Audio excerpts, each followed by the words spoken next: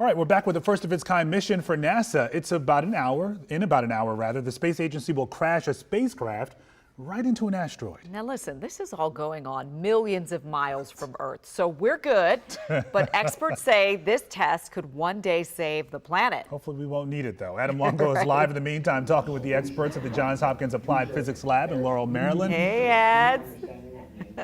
Hey guys, yes, so this thing is 7 million miles away, and they made clear to point out, no, it does not pose any threat to Earth. And this test that they're going to perform, the after effects, they don't expect that to pose any threat to Earth either. Just to give you a scale, or just sort of an experiment of how this is all going to go down. If you're a golf fan, I know Topper's a golf fan, all right? I want you to get inside of your golf cart.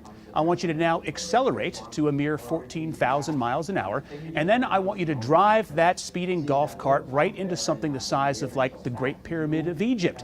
And they're hoping that that is going to do just enough to knock it off its course. The expected impact about to happen here in just about an hour at 7:14. Now, NASA cooked up this whole idea back in 2015. The satellite DART was built here in Laurel. It's being operated by a crew here on the campus. So NASA decides it wants to test this planetary defense tactic. The satellite launched into orbit this past November. Again, 7 million miles away. It's about to ram into this asteroid named Dimorphos. This is a first of its kind test. This is huge for NASA. Listen.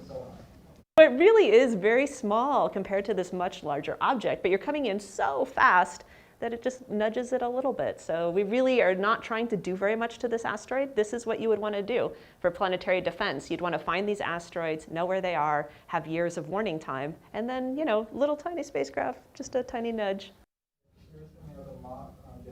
All right, so that satellite DART, it is sending back images, one image every second. We're getting them back here on Earth on a 42-second delay. So if everything goes right, a little dot in the camera is going to get bigger and bigger, and then the last picture that this DART satellite takes is going to be a really nice-looking shot of the asteroid right before crashing into it. Now, after that, though, it could take days, they tell me here at the lab, days to weeks for telescopes to be able to look up into the sky at that thing to see if it was successful in altering the course of that asteroid. Leslie, Lorenzo? It's nice to know they're getting prepared just in case and keeping track of those asteroids, too. And just in case it doesn't work out, I'm glad to know we're going to still be okay. So, yay. Yay. Where else would we go? Just a tad. I know. That's it.